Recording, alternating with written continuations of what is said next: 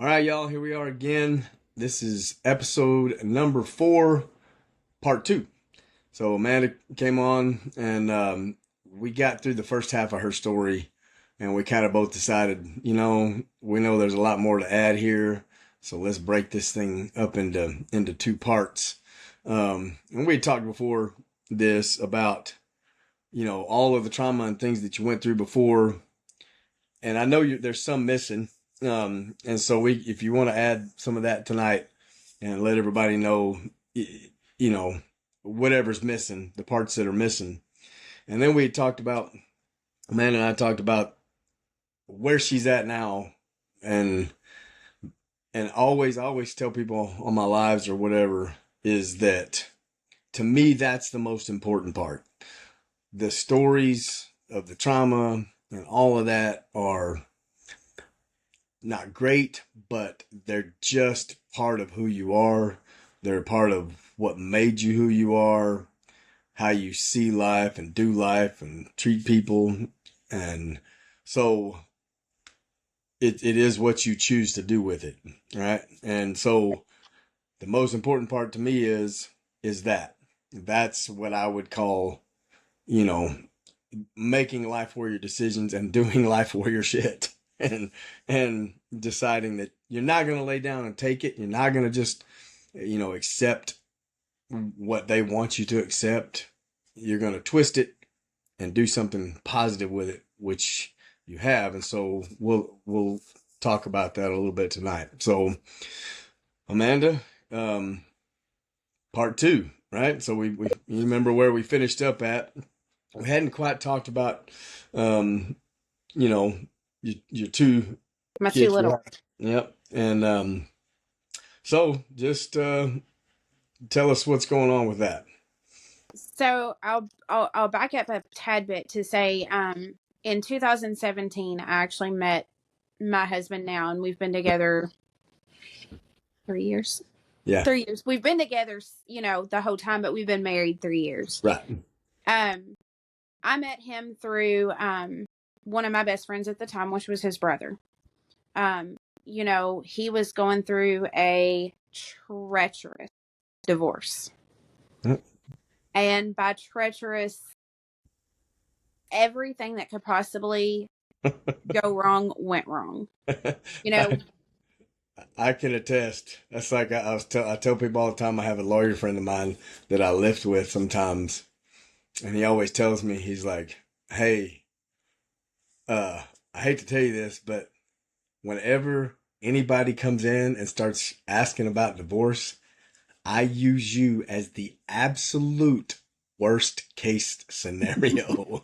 He's like, "I have never heard anybody get it in the end like you did." And he's like, I'd use it as a going, hey, this is how bad it could get. So I understand. I feel his pain. So it wasn't just his pain. Yeah. I feel like I went through a divorce when I wasn't married to his wife. Yeah. He was my best friend. He became my best friend through work, so with his 2 little ones, which are 7 and 12, getting ready to be 13, but it was, my family stepped up because, not only me, my mom, my dad, we all stepped up to help him because he was leaving a relationship where he didn't care what he took with him. He didn't care, he was still making sure her bills were paid because his kids were there. It went on for quite some time. So our family, we stepped up to make sure that, those kids had clothes they had. And he thought, why are you all doing this? And his brother kept telling him, that's the way her family is. They'll give the shirt off their back to help somebody else. So, through his whole divorce, I'm thinking this is not going to be fun. He would sit and talk to me and not go home.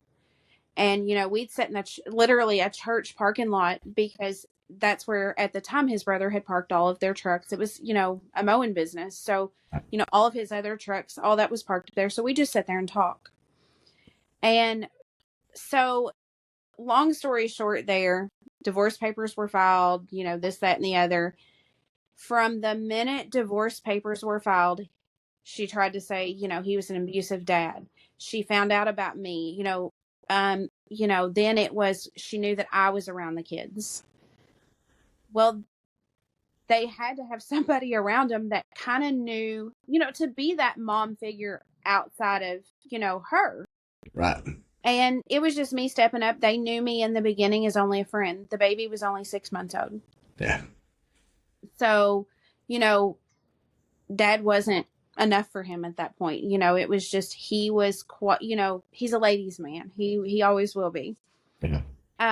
So, then she started finding out about me. I mean, to say that we went through hell every week, it was something new. The police were at our door serving papers saying this happened. We'd go to court. The judge would look at her like she was flipping crazy. Then it got to where with the kids, they would come to us covered in bruises all the time. The baby wasn't big enough to talk. He wasn't big enough to talk. I mean, a year old, this kid had bruises on him in places that a baby should never have. The oldest one, she was 5. And I am going to give a little more information on her at this point because, and some people, I'm going to clue people in. They may not like hearing some of it, but I'm not going into actually very in-depth details. Right. She got to where she would come here and she would tell me she hurt down there all the time. Mom figure, you're thinking yeast infection. You're not thinking those kind of things. Yep. So this went on for 5 years. Wow. Man. We had made reports to CPS. We had, and come to find out in the county she lived in, she had friends who worked in the CPS office. So it's like everything started getting swept under the rug. And in December of 2021, everything changed. The kids would be, especially the oldest, she would be told she can't talk about this. She would always come here and know it was her safe haven. I wasn't going to tell that she talked about it, but if it was something in that severity of that needed to be talked about, we were going to talk about it. But on December 17th of 2021, I had gotten a phone call from the school that she had threatened to kill herself at 10 years old. 10 years old. And so her, that's what they even call her now. They don't talk about her, but when they do, it's her. She ended up calling. They wouldn't let her leave, with the kids from school, any of that. So I ended up having to go get the kids. The only way that the kids would be released was released to, me or their dad. So I went and picked them up. The look on her face, it was, hey, are you okay? Funny story to that, and it's not funny, but a little back on that is she was seeing a therapist. Every time that she would get close to a therapist, she would end her therapy with them. So, bio mom would say, no more therapy. I'm not taking you here. Yeah. So she had begged for us to find a therapist. And I actually had called, our local therapist office here and had gotten them appointments prior to them coming because we would have picked them up that day anyway and had them over Christmas break till the new year. So her first appointment with therapy was it brought back a lot for me because it was basically suicide prevention. Did you ever act on this? She had the plan down to a T at 10 years old. Wow. So, in my brain, it's like, I've been there. What can I do to help her? Yeah. And at that point, the only thing I knew to do was to protect them, to keep them under my wing and protect them. So her appointment, that's pretty much all that was discussed. Then the very next day, it was the very next day, because they had to move little man's to the next day. Hers had went over a little bit. The very next day, little man's therapist, went through the whole spiel of, has anybody touched you inappropriately? And that was one of the last things that she asked her if we had knew. And the girl, I don't want to mention their names on here, so Yeah. it's kind of, Yeah. the little girl, she about jumped over that desk and said, I have been. When she did that, it ended it all. We ended up, and the little one, he was demonstrating because he couldn't, even at 4 years old, the words were not there for him. Yeah. He was demonstrating that he had been tied to chairs. We later found out with him, it wasn't even so much that he really couldn't talk. Yeah. It's that he was told that he No. was not allowed to talk. Yeah. So in his little brain, it was he couldn't tell you. And even today in his little brain, certain things he has to show you. Yeah. So is this just his mom doing this? Yes, it was just their biological mother. Man, my Now, goodness. I can't say that 100%. Backstory behind that is she was pregnant again before the divorce ever ended. So, she was with somebody else. We knew. But, he was never there to fight the battle with her in the courts or anything. There was never anything really said on his part.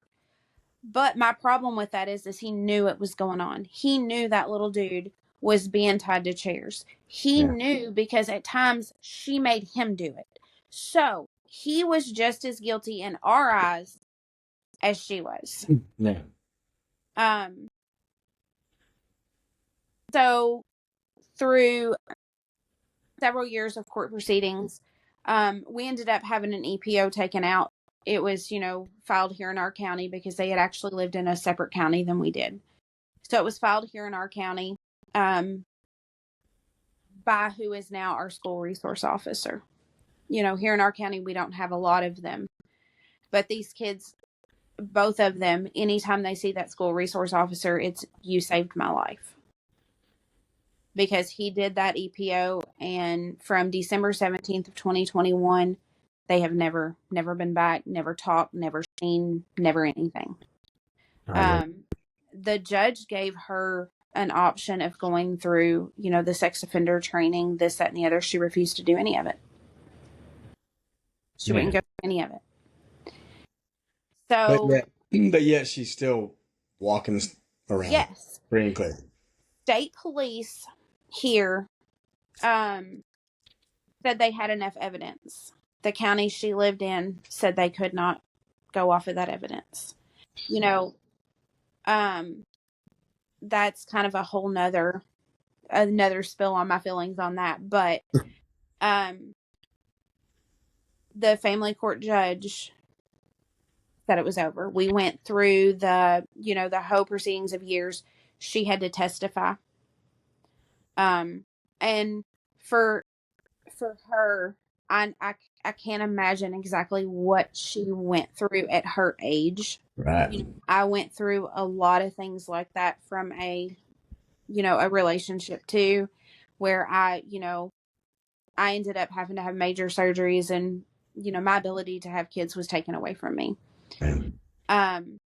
So I could relate, but not in her situation. Yeah. There were things, nights that these kids would just scream, cry. I watched a little boy, and this is where what I went through was brought back to me. And it was, the flashbacks, the nightmares, because I watched a little boy go through them for 2 years. I watched him, and, my husband would always tell me, what it was like for him to see it, when I went through it. And one day we were in there, and I was being fought against so hard. At that time he was 5, by a 5-year-old little boy. He kept looking at me, and you could see in his eyes that it was not me. Yeah. And my husband looked at me and he said, that's exactly what I go through with you. And at that point, I was able in my own brain to understand, because I never understood flashbacks. I mean, I understood them to the point of, I know what they are, I know, but you're not in that moment at Yeah. all. And I was able to understand what it was truly like, because I had a little boy that did it a lot.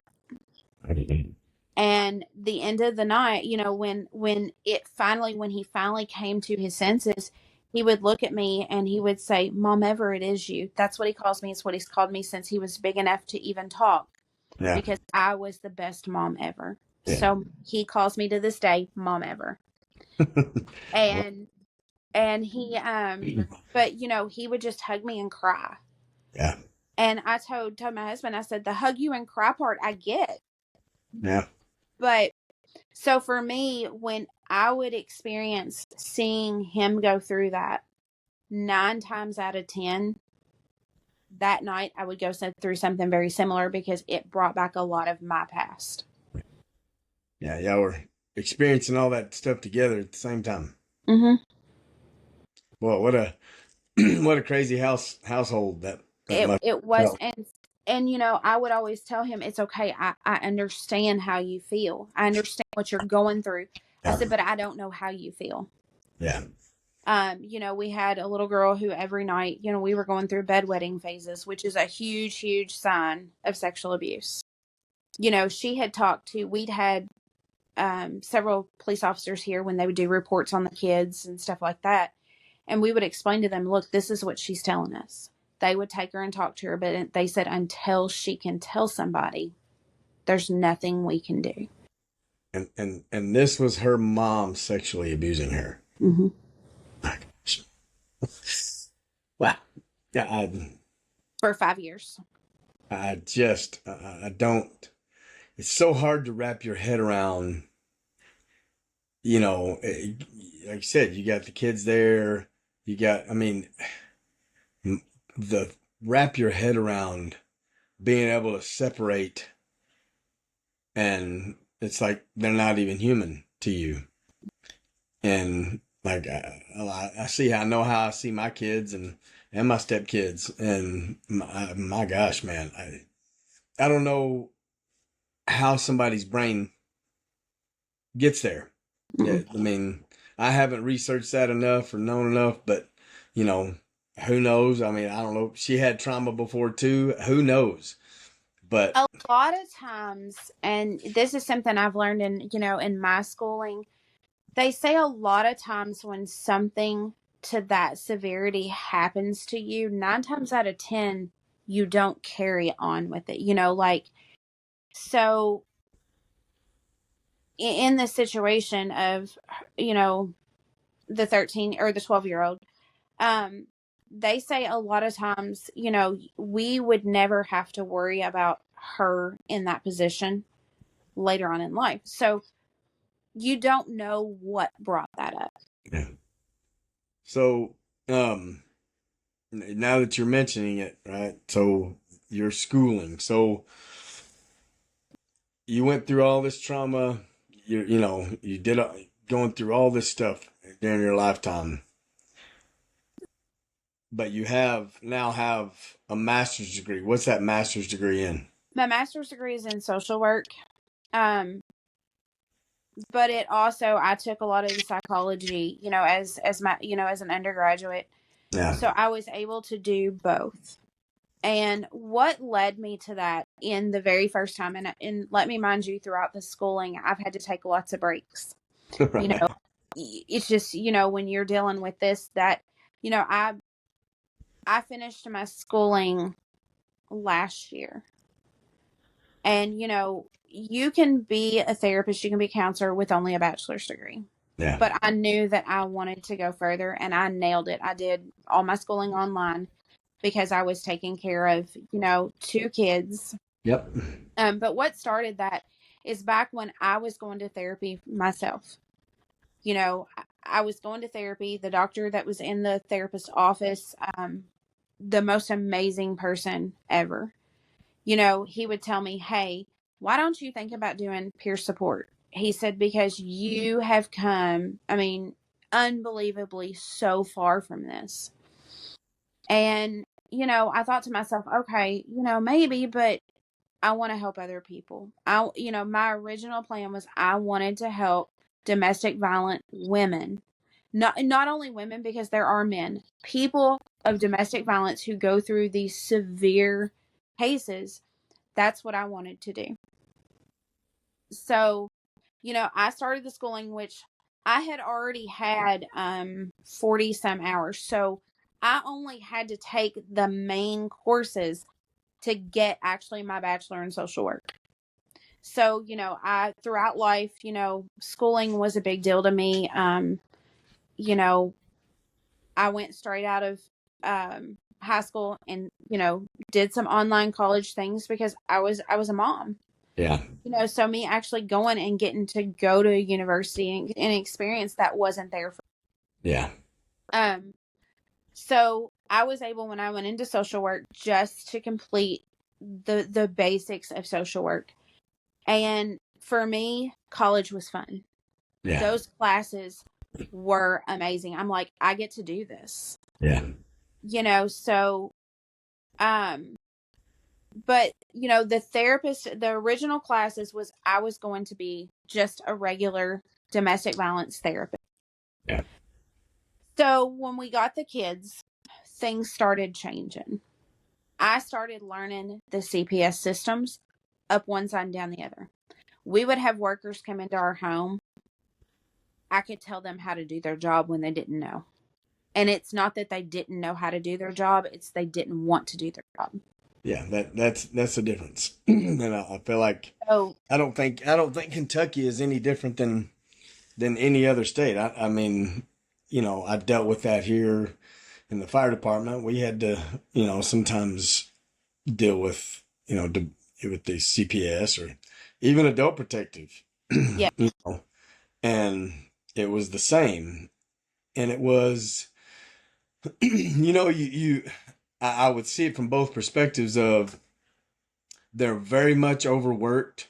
Caseloads are enormous for a small amount of people. The amount of money they get to do it is not great. And so the motivation to help is very, very minimal, It is to an extent. Yeah. Because, it doesn't matter in my opinion, as, somebody with those degrees, it doesn't matter how much you're paid. It doesn't it doesn't matter any of that. The main focus is to protect those children, not to just slide them back. Here in Kentucky, the ultimate goal is always reunification. Yeah. And it's, and like you said, for me, I'm like, I was a firefighter. I didn't get paid very much either, so, but I still. When you love what you do, and that's what I think the problem is they're throwing people with any degree into social work now. Yeah. So they don't have the proper training for social work. Yeah. But they would come to our home. The kids despised every minute of it. There were certain workers they knew they could trust. Yeah. But let me mind you, we had been through it all. We had been through so many, them saying we had so many things that, would come up that she would call in on us or this, that, and the other. Courts would slap it right out. We never, it was one of those that when she knew she did something wrong, she tried to give us the blame for it. These kids had went through several episodes of forensic interviews where in the forensic interviews, they told what was going on. Even at that point with the forensic interviews, the CPS office still would not remove those kids. My goodness. So up until we do have the copies of everything now because, I was able to say, okay, we want these. Yeah. But as it proceeded with their case for, through the 5 years, um, I knew then I could not be a social worker. But there again, in a social work degree, you're still going through all the need to knows to be a therapist, to be a counselor, to be all of those things. Yeah. And, when I was told that I could turn my degree with the same degree that I was in school for I could take that degree and be a therapist. I chose for a while to stick with the counseling because the therapist, the state boards for a therapist is a bit much, to it's basically the same thing you do in school, but you have to pass the state boards. And instead of passing just a state board, I want to pass the national board on the therapy part. Counseling is a totally different board. Counseling is a little bit different than the therapist level. So, they're just now opening back up where we can have a national board, which basically covers us in all states. So my counseling, I do from home. I do it, when I want. A lot of my clients are given to me through a therapist office, but they become my clients. At this point, the counseling part of those, it's not paid by by insurances. So there's a whole big rim that you have to go through to do that. But I also do a lot of case management on cases within the therapist office too. And, that's just making sure that they're meeting their goals. They're, in a whole big situation. So I kind of mumble jumble with my work because, I get to do the counseling aspect. I'm still doing casework. I'm doing case management through them, which is great because I'm not dealing with the families that are fighting in the court systems. I'm dealing with the families who are they're a little past that. It's getting that family to where, it can be or can't be. Yeah. There was one thing that you told me prior to all this that I thought was pretty cool. And this is something that I've never heard of it. But the place that you were going to get counseling, the man you talked about that was so awesome, he's the one that paid for your master's degree. So let me kind of give. So I actually, through counseling, through therapy, you graduate from those. Yeah. You go through the phases, you go through all of the steps. And when you're done, you basically graduate from that. You always have a therapist if you need them. Yes. They're always there, for anything. But at that point, you do not need the services anymore. So what had happened is, I got a lot of grants, a lot of aid for my schooling through to my bachelor's degree. Once you complete your bachelor's degree, there is not state funding in the state of Kentucky for your master's.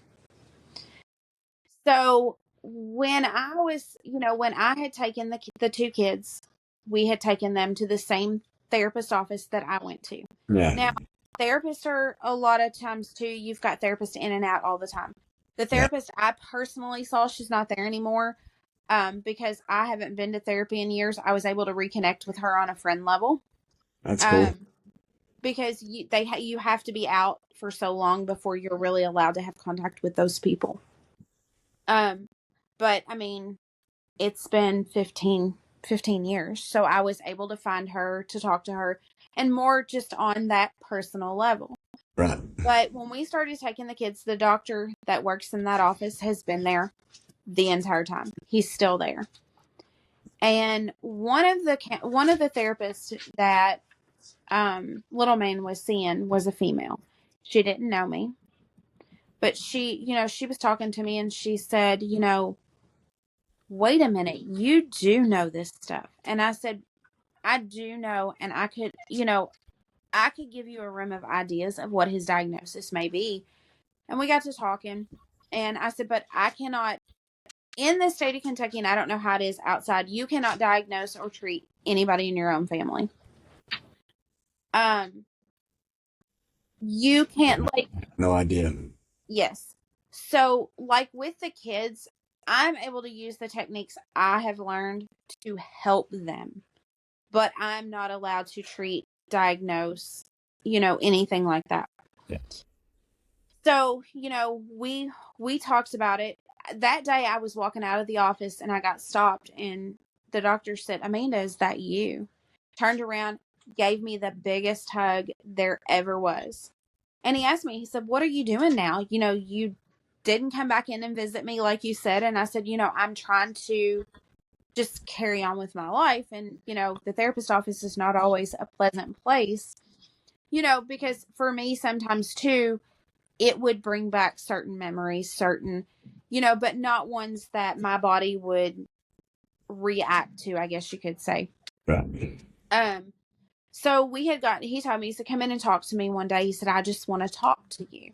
Yeah. So he asked me where I was going in life, this, that, and the other. So when I told him I had finished my bachelor's degree, was getting ready to start my master's, to try to find, you can get student loans, but you couldn't get any grant.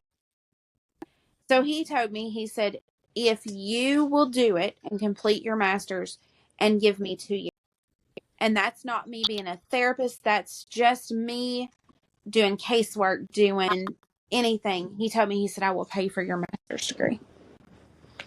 Wow. And he said, "I told you 15 years ago, this is what you needed to do." He said, "And you realized it." And I explained to him that, what I wanted to do then completely changed to when I do the therapist, what I want to do now. And from, I'm in my field that I've always dreamed of doing. Yeah. But it went from domestic violence, which is, great. I want to help those people. But it is more to the realm of children, veterans, and more of those people who have already been through it, not talked about it, and need the help getting past it. Yeah.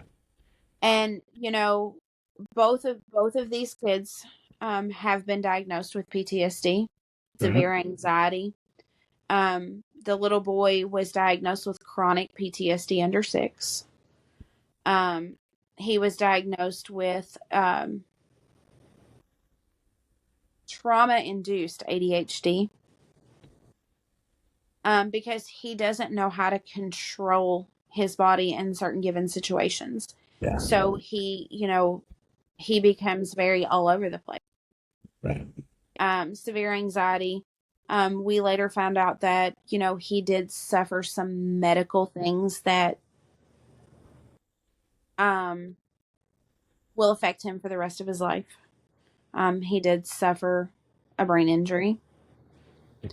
That is something that they say it's not severe, but we are at 7 years old and we can sit down with you. We can go over sight words. We can try to read a book. We go over that book several times. We do great. Put it in front of him the next day. He has no idea what any of the words are. So, yeah, it is. So, like I said, it's not, I may say it's not terrible, but that's pretty terrible to me. A child should never have to suffer that. And my God, at the hands of his own mother, or parents. Wow. These are the things, and again, when you start talking about kids, I told you this last night, that there were times during our talk yesterday, or day before, was, you may not be able to see it, but I'm churning, inside, and a lot of the stuff I saw, and and we're just, I'm just like, oh, it's shaking, angry, and because I just can't, the thought of somebody doing that to a kid, anything like that to a kid, just is beyond my belief of being able to, because that's not human. No. There's something inhuman, not inhumane, inhuman. You're not even a human to be able to look at a kid like that and make a decision to do those kind of things to a kid for, for no reason, and they can't protect themselves. I mean, it's just beyond me. I'll never be able to wrap my head around it. Right. So with the kids, once we were given permanent custody, it went through what they call here, I don't know how it is everywhere else, but it was remanded. And when the case was remanded, it was done. It was over. Yeah. At But that they've been with you now how long? they have been with us full time. It will be 3 years, December 17th. Yeah. Now, have you come along? I mean, it sounds like you have. We have you come a long way with them? We have come a long way with them. We still experience a lot with the little one, as other medical issues have played a role in our lives. But he has come a long way. We do have speech problems, which, in 3 years, you can't expect a child to learn to talk and learn everything in 3 years. Yeah. I have, up until this year, he would go to public school, and then we would have to pull. He went to public school his very first year he was here. He was 5, kindergarten. He couldn't do it. Oop. He was so petrified that he would tell me, "Mom, I'll go to school, but you have to be there. You have to stay in the parking lot. If your phone goes dead, you can plug it in." I could not leave. Yeah. So between his therapist, our pediatricians, we found it best that his kindergarten year that we pull him for a while, and I homeschooled. Yeah. Because he had the most ungodly fear that I was, that yeah. he wasn't, Yeah, you were his safe place. And he thought you might not be there. I mean, gosh, man. So we were able, finally, I homeschooled him for several months. We were able to put him back, and he was able to finish out his kindergarten year, knowing that, when it did come time for him to get off the school bus, that I was going to be right there. Right. At that point, one of my very best friends, was their school bus driver. So that kind of was a reassuring thing to him. Right. That he knew who his bus driver was. Yeah. So we had put him back in. He finished out his kindergarten year. Come first grade, which was last year. Now, mind you, we ended up repeating first grade this year, only because there at one point when he started getting real sick, and I don't want to go into the details of that on this one, but he had gotten off the bus one day with 104.5 fever. Yeah. And we kept those fevers. He was medically pulled this past year. We were able to get as much learning as we could. I mean, we have a 7-year-old who can do fractions. Math is his thing. Yeah. Give him reading, it's out the window. But, we were able to get places with the homeschool. We were able to do a lot. Yeah. But I felt mentality, it was better for him to repeat the first grade. The school gave us heck, and they were like, "Do you not know that he's going to be 19 when he graduates?" I said, "I have an 18-year-old senior right now that I held back in the first grade. So what difference does it make? It gives him the best to be the best that he can be." Yeah. That whole thing for me too is crazy. And it's that way here in Texas. It's like, it's not, let's do what's best, even if the kid has to stay. It's the no child left behind. Yeah. Get them out as fast as you can. Make sure they're out at the right age.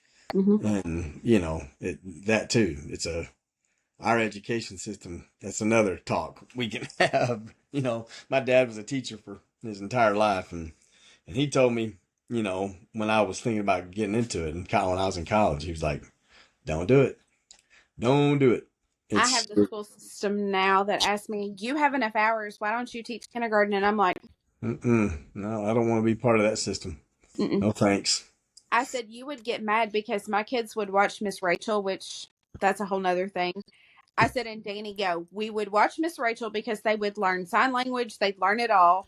I Yeah, said, and they would, Danny go, we'd be up dancing around the classroom all day, singing our ABCs and learning yeah, things. yeah. I said, it's not what they do. No, and now it's like the kids now are. I remember my kids going through elementary, and I was like, I never understood it. I was like, why are y'all wonder why these kids are so wound up all the time? It's because you only let them go outside for an hour, and they're sitting around for the 9 hours in a day. I And remember when I was in kindergarten, I learned to tie my shoes. I learned yeah, all the things. And now by the end of kindergarten, they're expected to read. right. And I'm like, so the whole public school thing is another issue, but Yeah, it was abling. I homeschooled them both this past year. yeah. We put one in middle school this year, which scares the ever loving heebie-jeebies out of me. I don't know. And I'm so protective over her, Right, over both of them, but her at her age because she is very vulnerable. right. It's hey, don't listen to these people, don't do Yeah. it, Well, So I try to tell mine all the time at that age. Now I'm like, I've explained to you girls, like boys now, they will tell you whatever it is they think you need to hear to get whatever it is that they want. They can't help it. It's their genetics, and they are led by testosterone or whatever, and all the TikToks and all the social media stuff. And it's just like that's how they're geared. And my stepdaughter, she's 15, and we've been having this conversation since she was 12.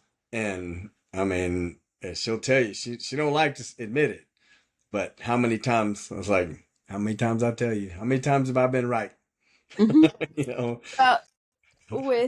With my husband, he works on the road a lot, so a lot of the times during the week it's just me here. And she'll say, if I ever get a boyfriend, I said, if you ever get a boyfriend, I'm going to be the dad move that sits there and's cleaning something while this boy's talking to me. I Let him don't know. care if you're 17, 18. Yep. No. And my oldest daughter, she's 19. And she's never had, she's always had boys that are her friends. She went on dates, but she Yeah. has never had a serious boyfriend. She was like, they're just young, dumb, and stupid. Yeah. And I'm like, at least we did good with you. Maybe I can do good with her. My But dad told me, he said, boys, and he's told my daughters and stuff this too. He said, boys are stupid. They're dumb from 7 to 30. It's like they just are. And so you just gotta find one that's not as dumb as the rest. so And I was one of them. I, I'm not gonna lie. I was an everybody, idiot. You even know? us as women, as girls, we're a lot of the same way. Yeah. Oh, You it's know, crazy. we go through, things in our lives that I look back and think, how stupid was I? If I'd Right. only listened to my mom, I Right. would have gotten somewhere. And my dad, he came into my life when I was 17. It's my dad. Yeah. He's not the one that, by blood, but it's my dad. Yeah.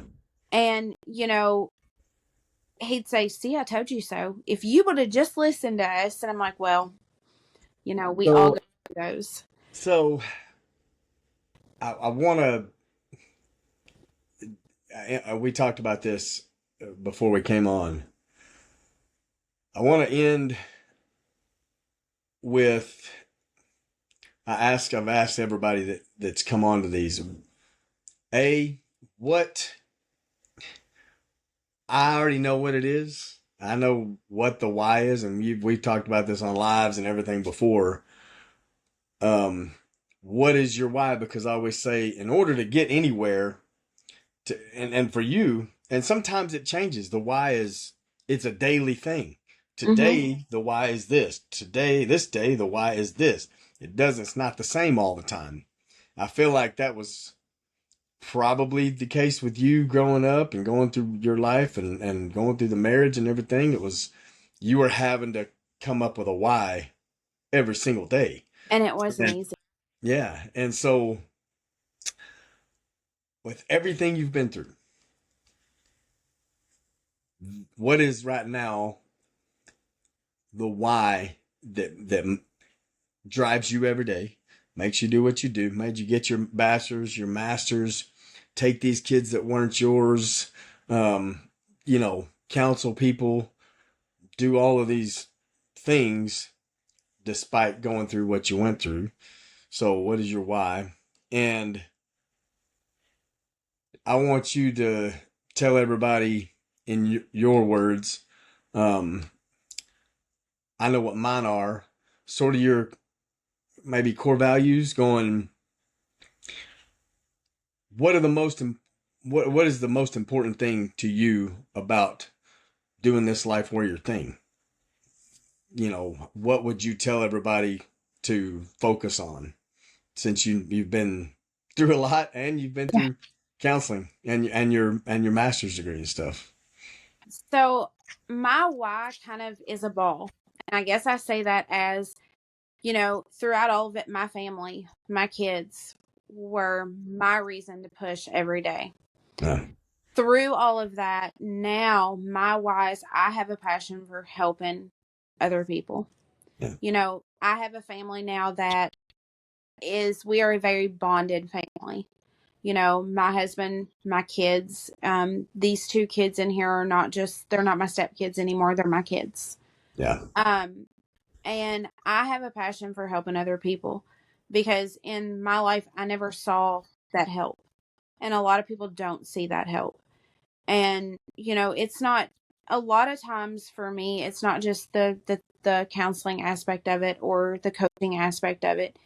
It's giving a person the time to talk. Um, people out there in for me, like I said, my why is my family and my passion for helping other people. Yeah.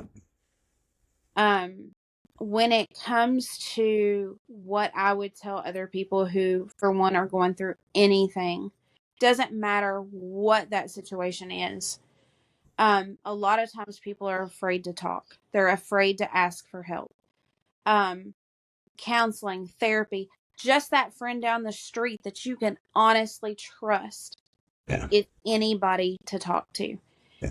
And, a lot of people think that a person is going to be judgmental. They're going to judge you for your past. A lot of people do. But the true people who are there to help you and listen to you are not there to judge you based on your past. Yeah. There's so many.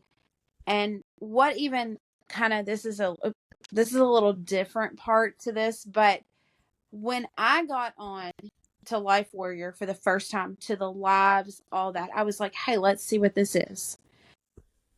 And, at that point, as a mom, I live on a roller coaster. Some days you're like, what can I do to pick myself back up that day? Yeah. And just being a part of that live was like, hey, you know what? Just exactly what I do to help other people, that's what you're doing. I'm trying. That is exactly what you're doing. Yeah. You give these people the time of day.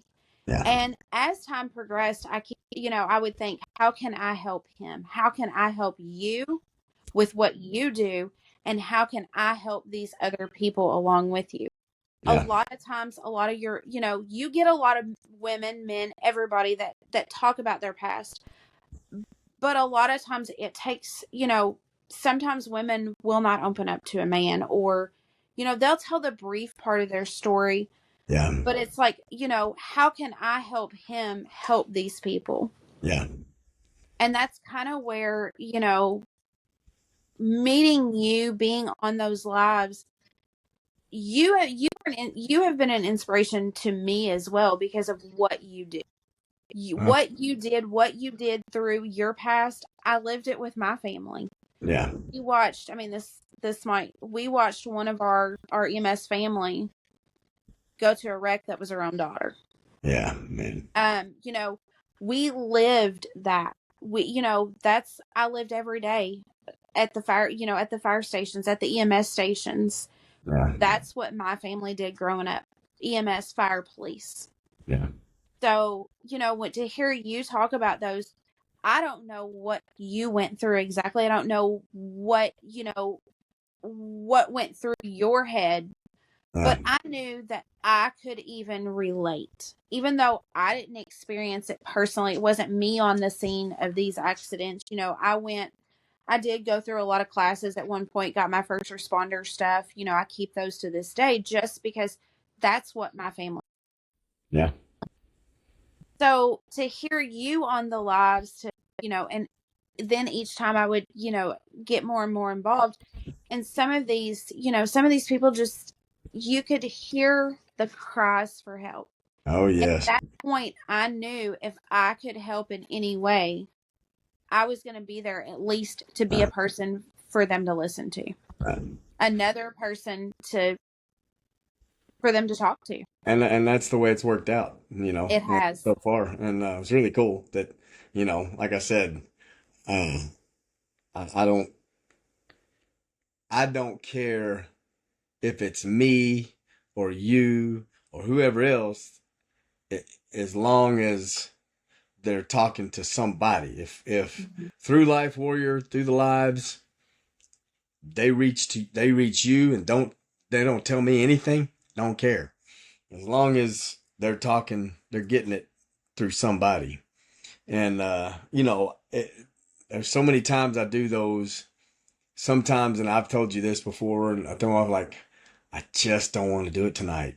I just don't have it in me. I'm not really, I just want to go to bed, whatever. And then I'm like, but I committed to this thing. I'm going to do it. I feel like I need to. And almost every time I do that, there's somebody. Mm-hmm. There's somebody. There were several, on the live last night. And, for me, it's like, okay, we're in there. We all get to talking about different things. And it's like, hey, you always have that one person who opens up about something. And, the lives, for anybody watching this podcast, get on and watch these lives. Go follow, get in on them. Yeah. People are afraid to talk when they feel like they're in a close-knit community where, like at times we're in there talking about weight loss, things like that. And they start interacting. Yeah. When people start interacting is when, we could be talking about one thing and the next person, somebody's just all of a sudden blurting out some messages. Yeah. And even when you're talking, there's been a lot of times that I will keep, you'll see a whole bunch pop up and I'm scrolling back through thinking, what did we miss? Yeah. You catch things. I know you catch things that I don't catch, and people, some people get mad at me sometimes. They're like, you're not even listening to you're not reading what I'm typing. And I'm like, I have to explain to them, like, if somebody's talking to me or somebody asks me questions and I'm interacting with them, I'm focused on that. And I can't make myself pull away and start and reading everybody's messages because I'm focused on who's asking me the help or the question at that moment. And so it's been helpful that you actually can go back through and go, all right.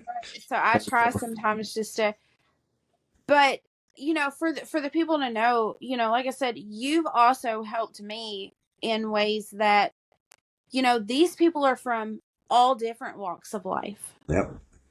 You don't, so being able to be there, to be a friend, to listen, to, I'm working on still getting my life coach stuff up. We had to put a huge pause on a lot of that, just like it was taking a while on yours, different things. But with little man, I had to put a pause because we had to make sure that, he got the care he needed. Right. So I'm working on still getting all of that up. And, I think every day, okay, how do I really want to do that now? Yeah. Because there's a lot of things that go through my head. Do I want to do it this way? Do I want to do it that way? Yeah. Yeah. And it's got to be your way. My my wife and I have had a few, because she's just like, you got to just get out there and do it. And like I'll do the podcast with my friend Aubrey that we didn't post. And she's like, it's fine. Just put it, get it out there. And I'm like, no, because I have a vision of how I want this to be.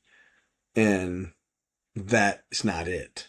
And so if I bend now, what does that mean? It's like, and so that's it. You got to have your own vision of what your things are like, and make it yours.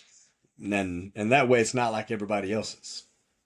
Well, I think part of mine with life coaches, you can actually get paid for that, those things. Yeah. That's not what I want. Yeah. But I want a commitment that they're going to work with me. Yeah. And it's not, I'm not out here to, say, okay, you have to pay me for this. I don't want anybody that I'm helping. Yeah. I'm not here to help them for their money. Yeah. I want to help a person to understand that no matter what they're going through in life, you don't know what somebody's,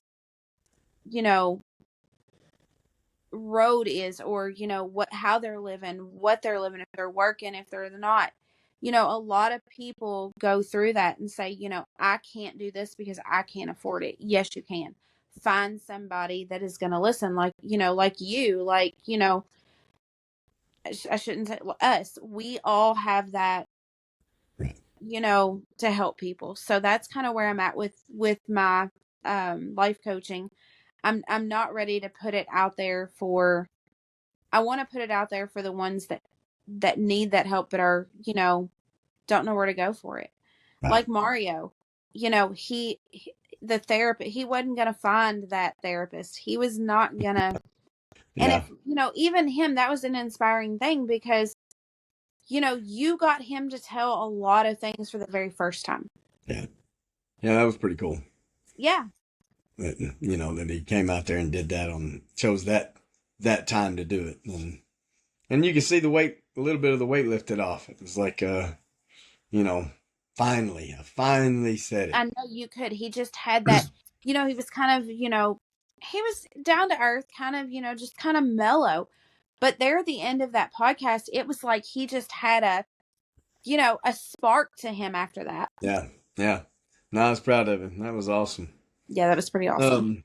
Well, Amanda, again, I appreciate you doing both of these. I hope, my hope is people, women who are going through the same things that you went through, because we already know from our lives that it's out there. A lot. And a lot. I'm blown away by how much. I saw some, but it's like, I never realized it was at the level it is of this domestic abuse thing. It just boggles my mind every time I get on. So my hope is that this reaches a bunch of women who were in that same spot that you were in, and having to finally, whether it's 1 year or 5 years, finally making that call going, I'm finished. Yes. And the way that I look at it is, these women who go through that, the biggest thing I can say, and this is how I look at it now with others, is find your voice. Yeah. Those are key words to me, is find your voice. Because as soon as you find your voice, you find your courage, you find your strength, and you find a way out. Yeah. There you go. That's a perfect way to end it. Mm-hmm. And so I appreciate you coming on. And again, we're praying for the little man all the time. And good things are coming. I got a good feeling. So They are. my sister, you know, she had to go through her little spill of the same thing not long ago recently. And I told her when it started, I was like, you're going to be fine. I already know. Yeah, it's bad, but you're going to be fine. I already know. Something tells me I already know. And I feel the same way about him. There's just something that feeling of I'm not worried. I'm not, I hate him going through what he's going through, but I'm not worried. I'm not. And so No, I he feel has like the fight and determination. he's going to be all right. So, Hmm. um, well, all right, Amanda. We've got more to do. I feel like there's more podcasts to come with us. And like I said, we discussed maybe having, somebody on at the same time as us. And I don't know. We'll talk and figure all that out. Okay. And, see where we can take this thing and just, man, see how many people we can help regardless. You may, in the end, you may get like overwhelmed with clients. I don't. I don't think, and see, I don't even look at them as clients Yeah. off of the lives off TikTok. I look at them as just ones who need the help. Yeah. I look at them as, hey, I can be your friend. I can listen to you. Yeah. Because that's why I always say, even in there are some of my clients that do get on the lives. I try not to interact with them a whole lot through the lives because Yeah. I want them to see, but at the same time, anybody who reaches out to me is not a client. I consider that person somebody who needs somebody to talk to, and I'm going to be there. Yeah. I feel I'm the same. It's like, I guess that's how I see him too. It's that I'm not a counselor or anything, but that's why I started it in the first place. So, But it's still, you have that life coach ability. And like I said, here in the state of Kentucky, we do not have to have anything to be a life coach. well, there you go. You don't have to. You can go on as a life coach and not have to have any certifications. Like for me in my schooling, I can put that on there, that I am, Yeah. social work, this, that, and the other, counseling. But we don't, you don't have to have those things here in Well, Kentucky. if you ever see me post some sort of ad for life coach and it's one of those really goofy ones, like I got a collar shirt on and I'm doing a bunch of goofy stuff and saying goofy stuff some of these life coaches say, please, by all means, call me and say, hey, enough. Yeah. You can't life coach it like that. Come on now. Yeah. Go back to Life Warrior hat. Right. Yeah. Go back to your Yep. regular t-shirts. We can't do the collared, Yep. Yep. So, all right, girl. Well, appreciate you coming on. I'm super proud of you Thank you. and happy for you where you are now. And it's a great life warrior story. I mean, that's what it is. You came from somewhere that near death and to where you are now. So, man, what a inspiring life warrior story that is. And Those 17 staples didn't stop me and won't ever. that's it. Yeah. No surrender, no retreat. Nope. Well, all right, girl. Well, I appreciate you coming on, and thanks for telling your life warrior story, and we will talk to you soon. All right. Thank you. See y'all.